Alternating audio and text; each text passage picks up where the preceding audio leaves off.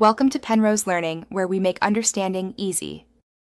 In this video, I will explain how to make hummus with red pepper. First, gather all your fresh ingredients, as quality components are key to a delicious dip. We'll start by preparing the star of our dish, the vibrant red peppers, ensuring they are perfectly roasted for maximum flavor.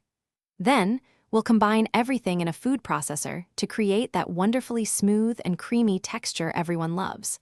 Finally, we'll discuss how to serve and garnish your homemade hummus. Let's begin by roasting our red peppers. Slice 2 red bell peppers in half, then carefully remove all the seeds and the white pith inside.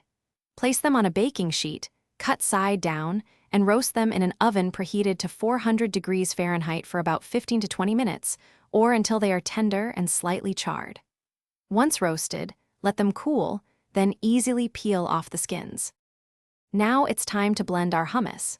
In a food processor, combine 1 can of drained chickpeas, your roasted red peppers, 2 tablespoons of creamy tahini paste, and 2 minced cloves of garlic. Next, squeeze in the fresh juice from 1/2 of a lemon. These ingredients form the flavorful base of our delicious red pepper hummus.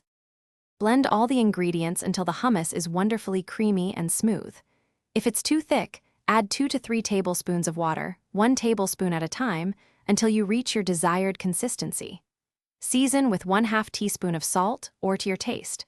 Transfer your homemade hummus to a serving bowl, drizzle with olive oil, and garnish with a sprinkle of paprika and fresh parsley. Enjoy. Thanks for watching. If this was helpful, leave a like and consider subscribing. See you next time.